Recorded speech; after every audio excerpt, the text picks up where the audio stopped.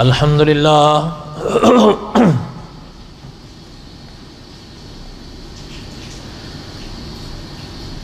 الحمد لله نحمده ونستعينه ونستغفره ونؤمن به ونتوكل عليه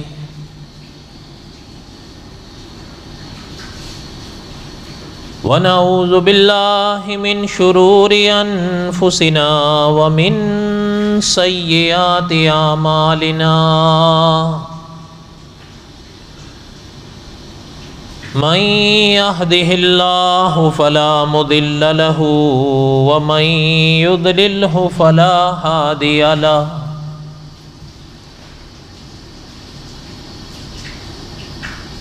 ونشهد أن لا إله إلا الله وحده لا شريك له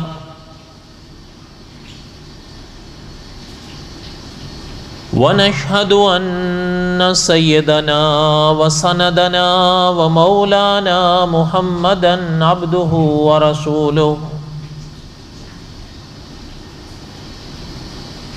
أما بعد أعوذ بالله من الشيطان الرجيم بسم الله الرحمن الرحيم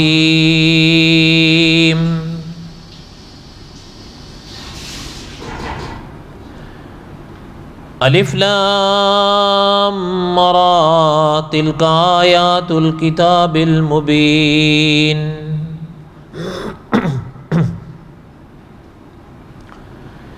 انا انزلناه قرآنا عربیا لعلکم تعقلون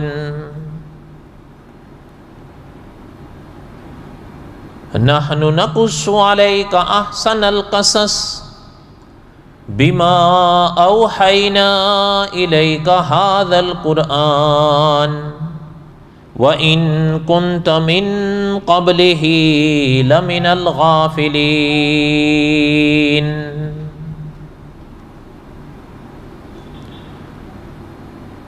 وقال الله تعالى في مقام آخر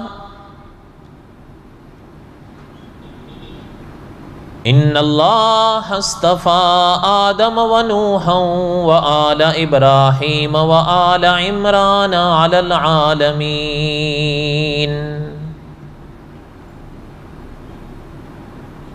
ذرية بعضها من بعض والله سميع عليم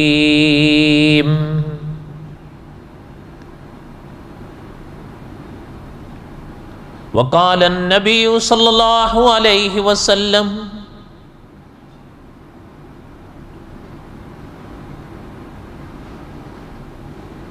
أنا آخر الأنبياء وأنتم آخر الأمم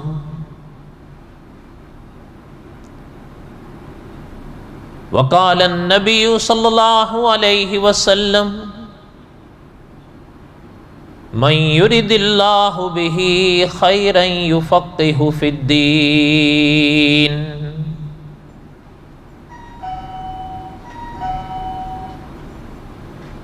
صدق الله العظيم وصدق رسوله النبي الكريم ونحن على ذلك لمن الشاهدين والشاكرين والحمد لله رب العالمين اللهم صل على محمد وعلى آل محمد كما صليت على إبراهيم وعلى آل إبراهيم إنك حميد مجيد اللهم بارك على محمد وعلى آل محمد كما باركت على إبراهيم وعلى آل إبراهيم إنك حميد مجيد يا ربي صل وسلم دائما أبدا على حبيبك خير الخلق كلهم هو الحبیب الذی ترجا شفاعته لكل حول من الاحوال مقتحمی۔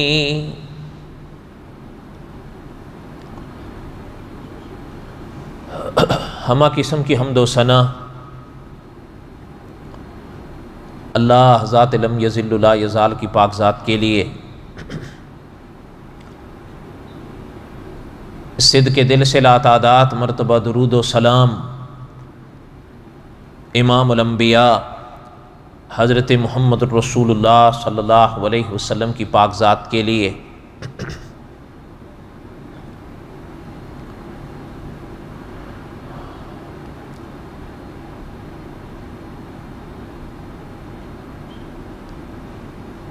ایک عرصے سے قصص الانبیاء علیہم الصلاۃ کے اسباق میں جمعے کے بیانات میں دہرا رہا تھا،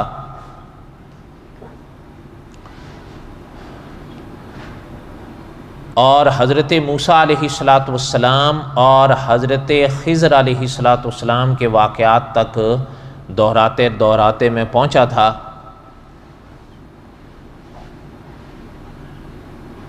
اور میرا ارادہ یہ تھا کہ شعبان کے مہینے کو جتنے جمعے ہم پائیں گے تو حضرت موسیٰ علیہ السلام کے واقعات کو اپنی بساط تک ہم دہرا لیں گے۔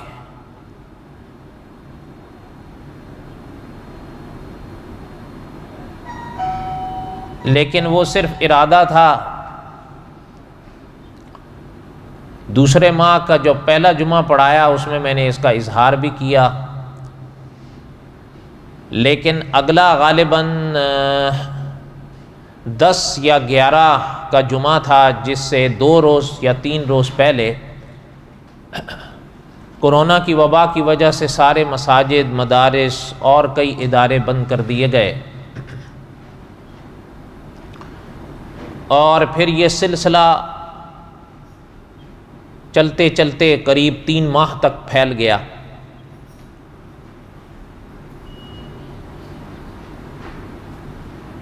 پھر اللہ تعالیٰ کے کرم سے وہ بڑھتی ہوئی وبا کچھ تھمی، تو گزشتہ ماہ کے بیچ میں یا آخر میں یہ سلسلے واپس کھلے، اور جب کھلے اس وقت ماہ رمضان کا قریب 2 عشرے پورے ہو رہے تھے اور آخری عشرہ شروع ہونے والا تھا۔ تو ماہ رمضان میں ہمیں 2 جمعے ملے، اور ماہ رمضان کے جمعے کے بیانات میں حضرت علی کرم اللہ وجہ کے حالات زندگی دہرایا کرتا ہوں، چونکہ ماہ رمضان میں حضرت کا یوم شہادت تھا۔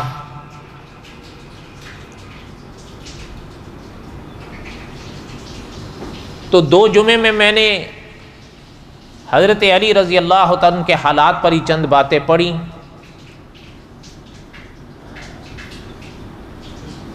پھر اللہ تعالیٰ کی عنایت سے ماہ رمضان کو ہم نے آپ نے پایا۔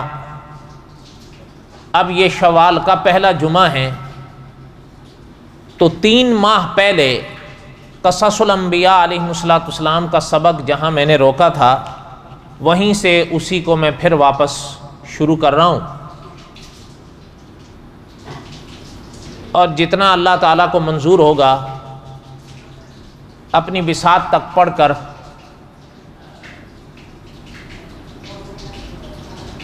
اس موضوع کو ہم اپنے بساط تک پورا کریں گے انشاءاللہ۔ حضرت موسیٰ علیہ السلام کے حالات زندگی کا عرض کر رہا ہوں۔ ظاہر ہے ممکن ہے 2 ماہ اور لگ جائیں، 3 لگ جائیں، واللہ عالم، کچھ کہہ نہیں سکتے۔ بہرحال اللہ تعالیٰ وہ فرمائیں جس میں خیر ہو۔ قصص الانبیاء علیہ السلام کے اسباق کو میں نے یہاں روکا تھا، شاید آپ میں سے کسی دوست کو یاد ہو، حضرت موسیٰ علیہ السلام اور حضرت خضر علیہ السلام کے واقعات کو میں پڑھ رہا تھا۔ اور بالکل اخیر پہنچ رہے تھے جہاں پر حضرت خضر علیہ السلام نے حضرت موسیٰ علیہ السلام سے فرما دیا تھا کہ اب آپ کے اور ہمارے درمیان جدائی کا وقت اور مرحلہ آ گیا۔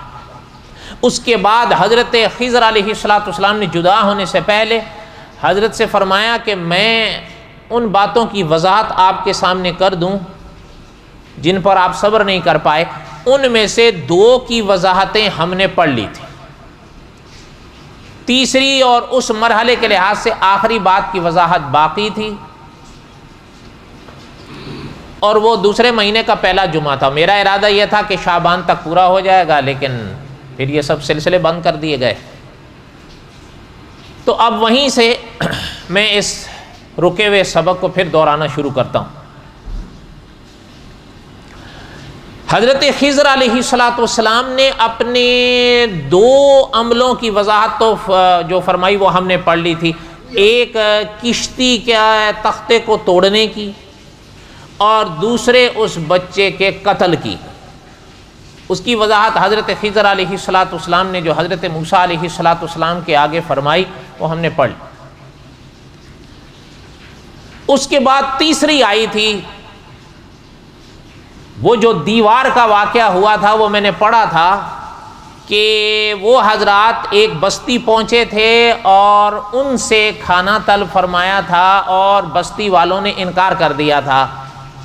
تو اس پر حضرت موسیٰ علیہ السلام بڑے جلال میں بھی آئے اور حیران بھی ہوا کہ یہ عجیب لوگ ہیں، 2 یا 3 آدمیوں کو کھانا نہیں کھلا سکتے یہ لوگ۔ حالانکہ میں نے اس وقت پڑھا تھا کہ صاحب قصص الانبیاء نے لکھا ہے کہ یہ شرعاً مسافر کا حق ہوتا ہے، مسافر مانگ سکتا ہے، لیکن وہ عجیب لوگوں نے کہا نہیں ہمارے پاس نہیں ہے۔ تو اس مرحلے پر جب یہ حضرات گزر رہے تھے تو حضرت خضر علیہ السلام اور حضرت موسیٰ علیہ السلام اور بعض اکابر کے نزدیک حضرت یوشع بھی تھے، لیکن دوسرے علماء کے نزدیک حضرت واپس چلے گئے تھے، صرف یہ 2 حضرات تھے۔ یہ ساری باتیں ہم نے پہلے پڑھ لی۔ جب اس ایک دیوار کے قریب سے گزرے تو آپ کو یاد ہوگا میں نے عرض کیا تھا کہ حضرت خضر علیہ السلام نے اس گرتی ہوئی دیوار کو بنا دیا تھا،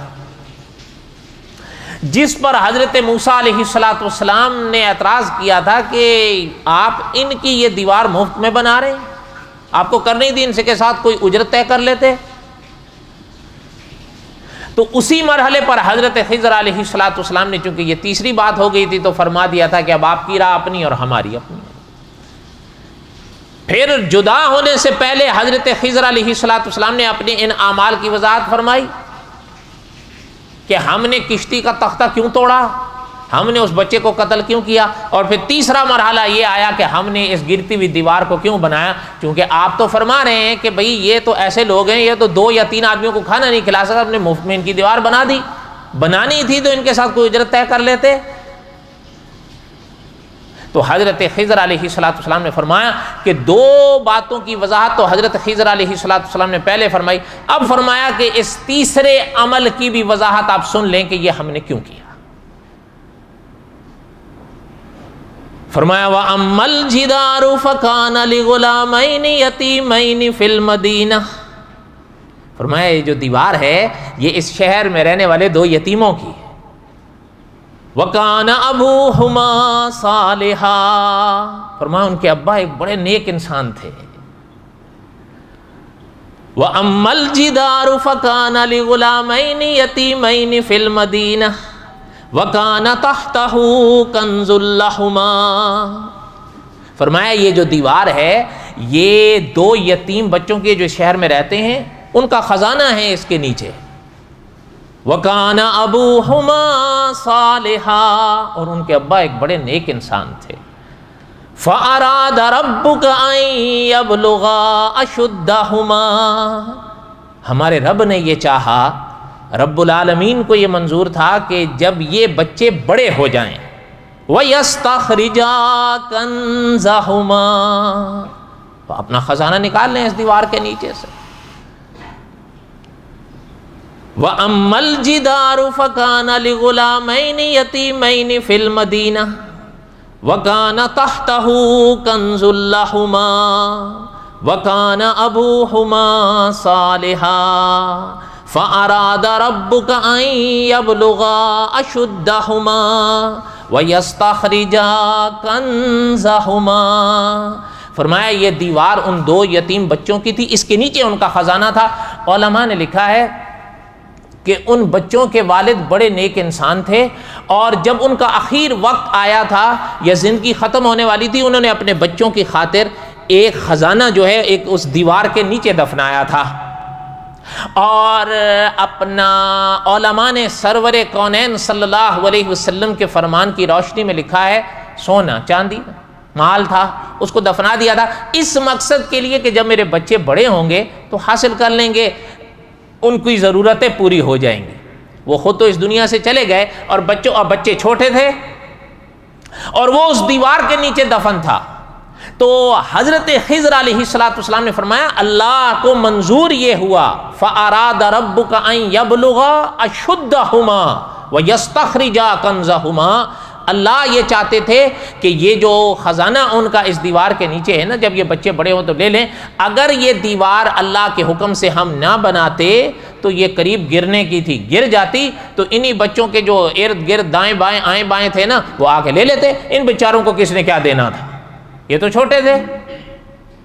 اب جب دیوار کو مضبوط بنا دیا ہے، یہ بڑے ہوں گے اپنا خزانہ نکال لیں، اس لیے ہم نے یہ کیا ہے۔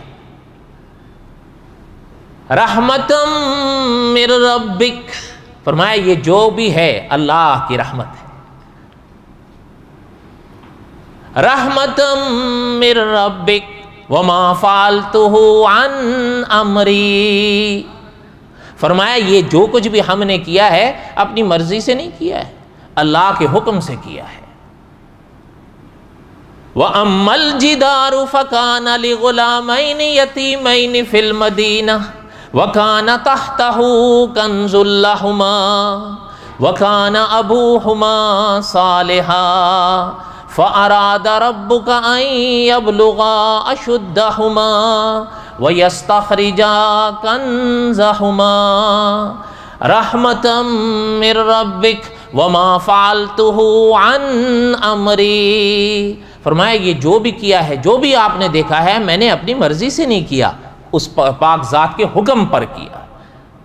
ذَلِكَ تَأْوِيلُ مَا لَمْ تَسْتَطِعْ عَلَيْهِ صَبْرًا، فرمایا یہ حقیقت اور یہ تعویل ہے ان کاموں کی جس پر آپ صبر نہیں کر سکتے۔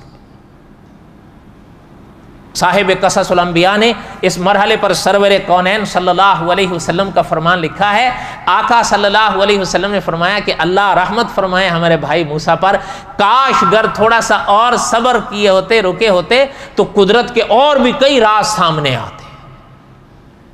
لیکن علماء نے لکھا ہے کہ حضرت موسیٰ علیہ السلام اس راز کو خوب سمجھ گئے تھے کہ ہم راہی الگ راہ کے ہیں، یہ راہی الگ راہ کے ہیں، کام ہم بھی اسی ذات کے حکم کے کر رہے ہیں اور کام یہ بھی اسی ذات کے حکم کے کر رہے ہیں۔ ہاں ہمارے اپنے کام ہیں، وہ ان کے اپنے کام ہیں، ہم ان کے ساتھ رہ کے برداشت نہیں کر سکیں گے، اس لیے کہ شریعت تو ظاہر پر حکم دیتی ہے۔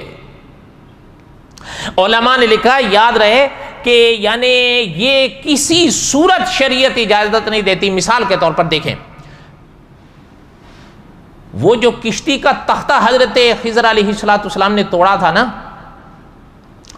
وہ ان کشتی والوں کے لیے فائدہ مند ثابت ہوا نا، مفید تھا ان کے حق میں، ان کو نہ توڑنا ان کے لیے نقصان دہ تھا، توڑنا مفید تھا، اس لیے حضرت خضر نے توڑا۔ لیکن علماء نے لکھا ہے شریعت کا قانون یہ ہے کہ آپ اور میں کسی اور کی ملکیت میں اس طرح کے کام نہیں کر سکتے، بھلے ہم یہ کہیں کہ بھائی اس سے اس کو فائدہ ہوگا، اس کو کچھ بھی ہو، آپ کو اور ہمیں اجازت ہی نہیں ہے ہم کسی اور کی ملکیت کو چھیڑ خانی کریں۔ لیکن اب شریعت کا تو یہی حکم ہے، لیکن حضرت خضر نے کیا، اس لیے کہ علماء نے لکھا ہے۔ اچھا، اب اسی طرح علماء نے لکھا ہے کہ جیسے قتل، اور وہ بھی قتل انسانی، اور وہ بھی ایک بچہ، جبکہ نابالغ بچے کو تو حالت جنگ میں بھی مارنے سے شریعت نے منع کیا ہے کہ اس پہ وار نہیں چلاؤ۔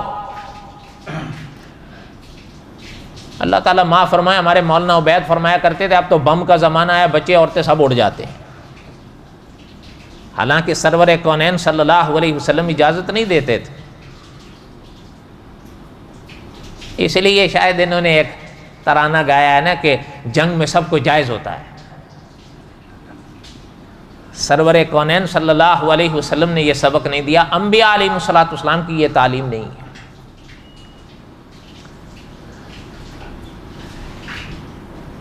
قتل، اور وہ بھی قتل انسانی. صاحب قصص الانبیاء نے لکھا ہے شریعت تو اجازت نہیں دیتی، چاہے اس لحاظ. اب دیکھیں حضرت خضر علیہ السلام نے اس بچے کو قتل کیا اور اس کی وضاحت فرمائی کہ یہ ماں باپ کے لیے نقصان دہ تھا. یہی فرمایا تھا نا حضرت خضر نے کہ یہ ماں باپ کے لیے نقصان دہ تھا، ان کے ایمان کے لیے نقصان دہ تھا. قدرت نے اس کو ہٹا دیا. اچھا، لیکن علماء نے لکھا ہے اس طرح کی کوئی بھی بات سامنے آپ کے اور میرے بھلے آئے، آپ کو اور میرے لیے جائز نہیں ہے کہ ہم کسی کو کے اوپر اس طرح کا وار کریں. شریعت ہمیں اجازت ہی نہیں دیتی. اس لیے علماء نے لکھا ہے کہ حضرت خضر علیہ السلام نے جو کیا اور حضرت موسیٰ علیہ السلام کے سامنے جو کچھ آیا، حضرت موسیٰ علیہ السلام اس راز کو خوب سمجھ گئے تھے کہ ہم پابند ہیں شریعت کے احکامات کے، یہ پابند ہیں تکوین کے احکامات کے. اس لیے حضرت خضر علیہ السلام نے جب جدا ہونے کی بات فرمائی، حضرت موسیٰ علیہ السلام، بعض اکابر نے تو یہ لکھا ہے حضرت موسیٰ علیہ السلام آخری مرحلے سے پہلے ہی یہ طے کر لیے تھے کہ اب ہمیں جدا ہو جانا چاہیے، ہم ان کے ساتھ نہیں رہ سکیں گے، یہ جو کچھ کریں گے ہم سے برداشت ہی نہیں ہوگا. ابھی تک نہیں ہو پا رہا. اب دیکھیں کشتی کا توڑنا یہ بھی ان کے لیے بھلائی تھی، لیکن سامنے تو اس کا کچھ اور تھا، ظاہر تو اس کا کچھ اور تھا. اچھا، اسی طرح اس بچے کا جو قتل ہوا اس کے ماں باپ کے لیے فائدہ مند تھا. بعض اکابر نے یہ لکھا ہے کہ نہ صرف ماں باپ کے لیے فائدہ مند تھا بلکہ خود اس بچے کے لیے بھی فائدہ مند تھا. اچھا، تیسری بات کہ وہ جو دیوار کے نیچے خزانہ تھا یا دیوار کو بنانے والا مسئلہ تھا، وہ بھی 2 یتیموں کی تھی اور ان میں بھی اس دیوار کی سلامتی میں ہی ان بچوں کا فائدہ تھا. اس لیے تو حضرت فرما رہے ہیں کہ رحمتم من ربک، یہ اللہ کی رحمت ہے. وما فعلتہ عن امری، ہم نے جو بھی کیا ہے اس پاک ذات کے حکم پر کیا، خود سے نہیں کیا. اس لیے علماء نے لکھا ہے جب یہ مرحلہ آیا تو حضرت موسیٰ علیہ السلام بنی اسرائیل کی طرف لوٹ کے آئے اور حضرت خضر علیہ السلام اللہ کے حکم کے مطابق اگلی راہ لے. یہاں تک تو ان باتوں کو ہم نے پڑھا جو کلام پاک میں اس مرحلے پر بیان فرمائی گئیں اور جنہیں اور علماء نے اپنے اپنے مواقع پر لکھا. بڑی تفصیلات کے ساتھ چل کر ہم آئے.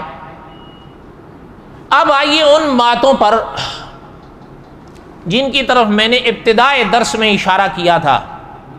ظاہر ہے کئی ماہ ہو گئے. اس وقت میں نے عرض کیا تھا کہ حضرت خضر علیہ السلام کے بارے میں بعض اکابر نے مسائل سیگانہ کی سرخی قائم کی ہے اور بعض اکابر نے مسائل چہرگانہ کی سرخی قائم کی ہے مفہوم کے لحاظ سے. پہلی بات یہ کہ زیادہ تر ان جو ابحاث ان سرخیوں کے نیچے آتی ہے وہ ایک تو یہ کہ حضرت خضر علیہ السلام آیا یہ حضرت کا نام تھا یا لقب تھا. دوسری بات یہ کہ آیا حضرت خضر علیہ السلام نبی تھے یا اللہ کے ولی تھے، اور اگر نبی تھے تو پھر انبیاء میں جو پاک سلسلے 2 مشہور ہیں نا، ایک رسولوں کا اور ایک انبیاء کا، تو آیا حضرت خضر علیہ السلام رسولوں میں سے تھے یا اللہ کے نبیوں میں سے تھے. اور تیسری جو عام طور پر اپنا علماء نے لکھا ہے عوام میں زیادہ بات چلتی ہے کہ آیا حضرت خضر علیہ السلام اب بھی حیات ہیں یا اس دنیا سے پردہ فرما گئے، جسے حیات خضر کا عنوان دیا جاتا ہے. اور چوتھا عنوان یا چوتھی سرخی یہ ہوتی ہے جو میں نے ابھی عرض کیا کہ علماء نے لکھا ہے کہ حضرت موسیٰ علیہ السلام پابند تھے شریعت کے احکامات کے اور حضرت خضر علیہ السلام پابند تھے تکوین کے احکامات کے. تو یہ تکوین کیا ہے؟ یہ بالکل آخر میں عرض کروں گا، اور یہ ہے بڑا مشکل مسئلہ. پہلے ذرا آسان کو لے لیں. حضرت خضر علیہ السلام کے بارے میں علماء نے لکھا ہے، مولانا عبد الرحمن صاحب مظاہری رحمۃ اللہ علیہ بھی لکھتے ہیں، دوسرے اکابر نے بھی لکھا ہے کہ حضرت خضر علیہ السلام کا نام کلام پاک میں نہیں ہے. واقعہ تو ہے لیکن اللہ نے کلام پاک میں حضرت کا نام نہیں لیا. عبدم من عبادنا یہ فرما کر ذکر کیا، اللہ کے بندوں میں سے ایک بندے. لیکن یاد رہے کہ علماء نے لکھا ہے کہ بخاری شریف یا مسلم شریف کے حوالے سے حضرت کے بارے میں یہ وضاحت سامنے آتی ہے کہ یہ شخصیت وہی تھی جنہیں دنیا خضر کے نام سے یاد کرتی ہے علیہ الصلاۃ والسلام. پھر یہ بھی بات ہے، بعض حضرات فرماتے ہیں یہ خضر ہے اور بعض حضرات فرماتے ہیں یہ خضر ہے. زیر اور زبر کا فرق لاتے ہیں، دونوں طرح لکھا بھی گیا ہے، دونوں طرح پڑھا بھی گیا ہے، کوئی ایسی بڑی بات نہیں ہے. اب رہ گیا کہ یہ نام ہے یا لقب ہے. علماء نے لکھا ہے اکثر حضرات کا یہی فیصلہ ہے کہ یہ محترم کا لقب تھا. نام کم از کم حضرت کے 6 اس سے زیادہ بھی ہیں، کم از کم 6. لیکن سیدھی بات ہے جب کلام پاک میں نہیں آیا تو پھر کون فیصلہ کرے گا؟ مورخین نے اپنا اپنا رجحان پیش کیا ہے، اپنا اپنا خیال پیش کیا ہے، اللہ بہتر جانتے ہیں. ہاں یہ جو خضر علیہ السلام کا لفظ ہے یہ تو محدثین نے سرور کونین صلی اللہ علیہ وسلم کی فرمان کی روشنی میں لکھ دیا ہے، تو اس میں تو کوئی شک نہیں. ہاں یہ بھی اکابر کی اکثریت اسی پر ہے کہ یہ حضرت کا لقب تھا، نام نہیں. نام اللہ بہتر جانتے ہیں کیا تھا. ہاں اور یہ بھی اکابر نے لکھا کہ اپنا یہ لقب مشہور حضرت کا کیوں ہوا. علماء نے یہ لکھا ہے کہ شان تھی اللہ کی، اللہ کے یہ نیک بندے جس جگہ آتے تھے سامنے اگر وہ چٹیل میدان ہی کیوں نہ ہو، اگر آ کر یہ بیٹھ جاتے تھے یا کھڑے ہو جاتے تھے تو وہ ہریاج ہو جاتا تھا. اس لیے ان کو خضر کے نام سے دنیا نے یاد کیا. اگر کہیں آئے، علماء تاریخ لکھتے ہیں یا علماء سیرت لکھتے ہیں، بالکل سوکھی ہوئی بنجر یا بالکل چٹیل میدان، صرف حضرت کے آ کے بیٹھنے کی دیر تھی، ارد گرد کا سارا ماحول ہرا ہو جاتا. اس لیے ان کو دنیا نے خضر کے نام سے یاد کیا. یہ وہی بات تھی جیسے صاحب قصص الانبیاء نے لکھا ہے نا کہ تو نے کانٹوں کو جو چھوا تو گلستان کر دیا. کوئی بات آپ کو بھی سمجھ میں آ رہی ہے ہانگ کانگ والوں؟ اور بولو تو صحیح، روزہ تو نہیں ہے آپ لوگوں کا، رکھ لیا کرو، کیا حرج ہے؟ منع تو نہیں ہے جو سارے ہی کہہ رہے ہوں، رکھ لیا کرو. یا صرف ماہ رمضان والے؟ رکھ لیا کرو. یہ شوال کا مہینہ ابھی چل رہا ہے. ایک چھوٹی سی بات عرض کرتا ہوں، ناراض نہیں ہونا. شوال کے مہینے میں 6 روزے احادیث طیبہ کی روشنی میں علماء نے لکھے ہیں نا، وہ سب آپ جانتے ہیں 6 روزے. لیکن یاد رہے کہ ان کا بدلہ اور عوض علماء نے اتنا بڑا لکھا ہے کلام پاک اور احادیث طیبہ کی روشنی میں کہ اگر ایک انسان ماہ رمضان کا مہینہ روزے رکھ لیتا ہے اور اس کے بعد اس شوال کے 6 روزے رکھ لیتا ہے، یہ 36 روزے ہو گئے، لیکن یہ 6 روزے کے رکھنے کے صدقے میں باقی 11 ماہ کھاتا پیتا بھی رہے گا تو یہ حکماً روزے داروں میں ہی گنا جائے. اس لیے اس کے بجائے یہ کرنے کی کوشش کرو. اچھا کوئی کہتا ہے عید کے بعد تو جائز نہیں ہوتا، اور جائز ہے. عید کے بعد نہیں تو کب رکھو گے؟ اگلے سال رکھو گے. عید کے دوسرے دن سے آخری شوال کے آخری دن تک جائز. کوئی کہتا ہے جی لگاتار بھی شرط نہیں ہے، ایک ایک کر کے رکھ لو. اگر کوئی لگاتار رکھ سکتا ہے سر آنکھوں پر ہے، لگاتار نہیں رکھ سکتا ایک ایک کر کے رکھ لے، 6 پورے کر لے، یہ ماہ ختم ہونے سے پہلے پہلے. باقی 11 ماہ میں اور آپ کھاتے پیتے رہیں، سارے روزے داروں میں شمار ہوں گے. مہنگا سودا ہے؟ بولو تو صحیح. ہاں یہ تجربہ ہے، میرا تجربہ، ہو سکتا آپ کا نہ ہو، کہ میرے جیسے آدمی کو ماہ رمضان کا روزہ اتنا مشکل نہیں لگتا جتنے یہ رکھتے ہیں. کیوں؟ اس لیے کہ ماہ رمضان میں عموماً ہر مسلمان روزہ رکھتا ہے، لیکن غیر رمضان میں عموماً کوئی نہیں رکھتا الا ماشاء اللہ۔ اس لیے آپ سارے تو کھاؤ گے پیو گے نا، تو مجھ پر کیا گزرے گی؟ لیکن ایک بات یاد کر لیا کرو، ایسے مرحلے پر غالباً سیدنا ابو ہریرہ، اگر کوئی غلطی ہوگی تو میری طرف سے ہوگی، مجھے حضرت ہی کا یاد آ رہا ہے کہ سیدنا ابو ہریرہ رضی اللہ تعالیٰ عنہ کا فرمان، مولانا انوار الحسن شیر کوٹی رحمۃ اللہ نے لکھا ہے کہ جب کوئی اللہ کا بندہ روزہ رکھتا ہے اور اس کے سامنے کوئی کھاتا پیتا نظر آ جائے، محترم نے فرمایا کہ وہ دیکھ رہا ہے یہ روزے دار ہے اور وہ کھا پی رہا ہے، تو حضرت فرماتے تھے کہ اللہ کو اس کے روزے کے یہ ادا اتنی پسند ہوتی ہے کہ اس کے صدقے، یعنی جو کیفیت اس پر گزر رہی ہوتی ہے، اس صدقے میں حضرت فرماتے تھے کہ اس کے وجود کے اندر کی ہڈیاں بھی خدا کو یاد کرنے لگ پڑتی ہیں۔ اس لیے اس کی عادت بس کرو، اس کی عادت ڈالو۔ گناہ نہیں ہوتا، اس میں کوئی شک نہیں، اگر کوئی نہیں رکھتا تو یہ روزے گناہ تو نہیں ہے کوئی نہیں رکھے، لیکن سعادت سے محرومی میں تو کوئی شک نہیں۔ رکھو گے یا نہیں؟ انشاءاللہ ابھی بھی 25 دن ہیں آپ کے پاس، ایک ایک کر کے رکھ لو گے تو پتہ ہی نہیں چلے گا۔ بہرحال ناراض تو نہیں ہو، اور بولو تو صحیح۔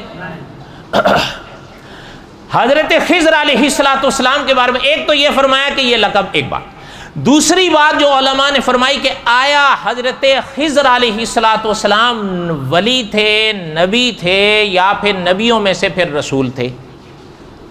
تو یاد رہے بڑے کئی حضرات اس طرف گئے ہیں کہ وہ اللہ کے ولی تھے، انبیاء میں سے نہیں تھے، لیکن اپنا اکابر اہل سنت و جماعت کے بڑے بڑے علماء نے، بلکہ بعض اکابر نے لکھا ہے کہ جمہور کا فیصلہ یہ ہے کہ وہ اللہ کے نبی تھے۔ اور مولانا عبد الرحمن صاحب رحمۃ اللہ علیہ نے تو بڑی کمال کی بات لکھی، حضرت نے لکھا، فرمایا دیکھیں جو دلائل سامنے آتے ہیں قطعی طور پر تو فیصلہ نہیں کر سکتے ان کے بارے میں، جیسے مثال کے طور پر حضرت موسیٰ اللہ کے پیغمبر تھے، اس میں کوئی شک ہے؟ حضرت عیسیٰ اللہ کے پیغمبر تھے، اس میں کوئی شک ہے؟ نہیں۔ حضرت محمد الرسول اللہ اللہ کے پیغمبر ہیں، اس میں کوئی شک ہے؟ نہیں۔ حضرت ابراہیم اللہ کے، اس میں کوئی شک نہیں۔ کہنے کا مقصد حضرت کا یہ ہے کہ حضرت خضر کے بارے میں دلائل اس طرح سامنے نہیں آئے، اس لیے جیسے ان حضرات کے بارے میں قطعی فیصلے ہیں کہ یہ اللہ کے نبی اور رسول ہیں، حضرت خضر کے بارے میں اس طرح کے دلائل تو سامنے نہیں آئے، لیکن حضرت نے لکھا ہے کہ انداز بیان جو کلام پاک کا ہے وہ بالکل واضح کر رہا ہے کہ قریب بات صحیح کہ یہی ہے کہ حضرت خضر اللہ کے نبیوں میں سے تھے، ہاں رسولوں میں سے نہیں تھے۔ رسول کا مقام آگے ہوتا ہے نا، اس لیے کہ علماء نے لکھا ہے کہ ہر رسول نبی ہوتے ہیں، ہر رسول نبی ہوتے ہیں، لیکن ہر نبی رسول نہیں ہوتے۔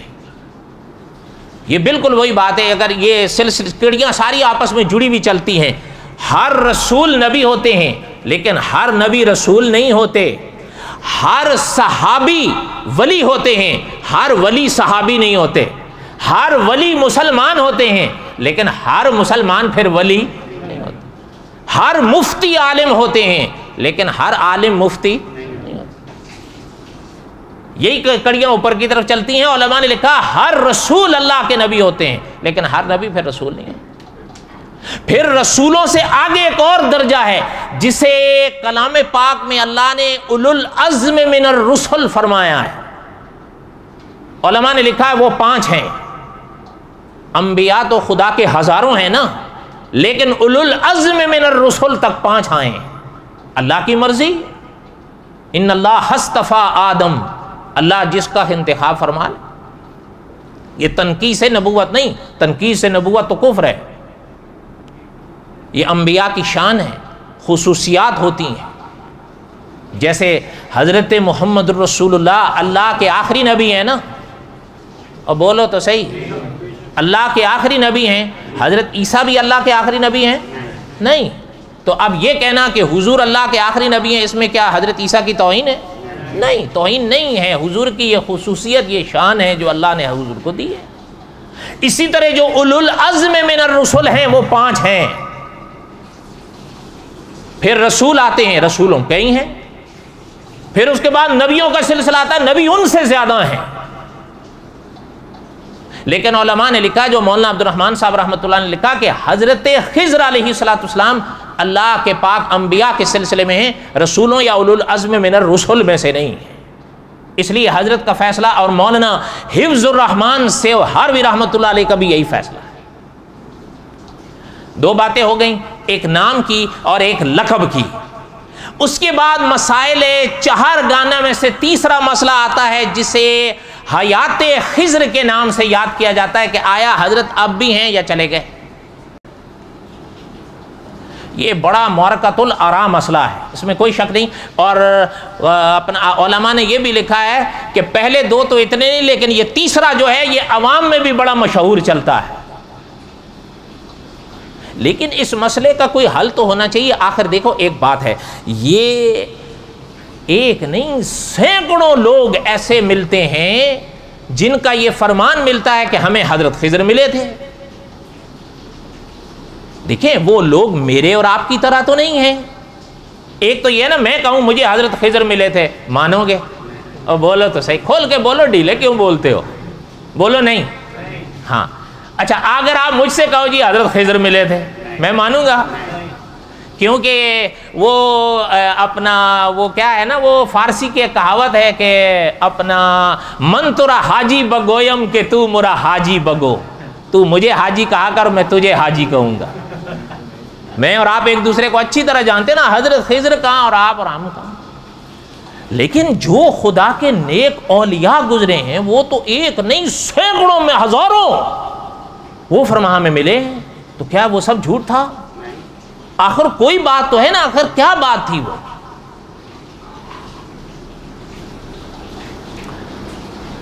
آپ کو شاید یاد ہوگا ہند میں مغل سلطنت گزری ہے نا. مغل سلطنت میں ایک اللہ کے ولی گزرے ہیں جو بہت بڑے عالم تھے، حضرت مجدد الفسانی رحمت اللہ علیہ، جن کے بارے میں اقبال مرحوم نے لکھا تھا کہ گردن نہ جھکی جس کی جہانگیر کے آگے. ان کا لکھا یاد سنے، قاضی اپنا پانی پتی رحمت اللہ علیہ نے حضرت کا یہ فرمان لکھا ہے کہ مجدد الفسانی رحمت اللہ علیہ نے فرمایا تھا کہ ایک دفعہ یہ سارے مرحلے جب طے ہوئے سامنے کہ بھئی بات کیا ہے، علماء یہ فرماتے ہیں وہ جا چکے ہیں، اولیاء یہ فرماتے ہیں ہم ان سے ملے ہیں، تو یہ کیا ماجرا؟ مجدد الفسانی رحمت اللہ نے فرمایا میں نے اللہ سے دعا کی کہ یا اللہ، آیا حضرت خضر آپ کے جو بندے اور عبدم من عبادنا جن کے بارے میں آپ فرماتے ہیں وہ حیات ہیں یا نہیں؟ علماء فرماتے ہیں فوت ہو گئے، اولیاء فرماتے ہیں وہ زندہ ہیں، تو ہم کہاں جائیں؟ بات سمجھ میں نہیں آ رہی. مجدد الفسانی رحمت اللہ علیہ کا فرمان قاضی ثناء اللہ پانی پتی رحمت اللہ علیہ نے لکھا ہے کہ حضرت نے فرمایا اللہ نے میرے دل پہ ایک بات ڈالی، ہم حضرت خضر سے آپ کی ملاقات کرا دیتے ہیں، خود ہی ان سے پوچھ لو کہ آپ زندہ ہو یا فوت ہو گئے. اور سبحان اللہ تو کہہ دو. فرمایا ہم ان سے ملاقات کرا دیتے ہیں، خود ہی ان سے پوچھ لو کہ وہ زندہ ہیں یا جا چکے. باقی آئندہ جمعہ وما علینا الا البلاغ المبین سنتیں پڑھ.